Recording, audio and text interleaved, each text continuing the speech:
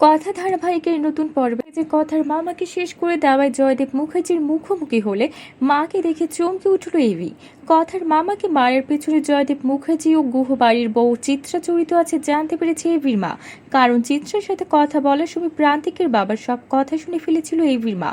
কথার মামাকে প্ল্যান করে মেরেছে চিত্র ও প্রান্তিকের বাবা, আর এদের সমস্ত প্ল্যানের কথা জেনে গেছে এভির মা। কারণ এভির মা প্রান্তিকের বাড়িতে কাজের লোক হিসেবে থাকে। এইদিকে কলকাতার বিজনেস মিটিংয়ে চলে এসেছে প্রান্তিক ও প্রান্তিকের বাবা। এদিকে এভির মা মনে মনে বলছে, আমার জীবনে যাই হয়ে যাক আজ সকলের সামনে জয়দেব মুখার্জির আসল মুখোশ সকলের সামনে তুলে ধরতে হবে। তাই আর দেরি না করে নিজে নিজে চলে এসেছে কলকাতার সবচেয়ে বড় বিজনেস মিটিংয়ের অনুষ্ঠানে। এদিকে মাইকে বক্তব্য দিচ্ছে জয়দেব মুখার্জি।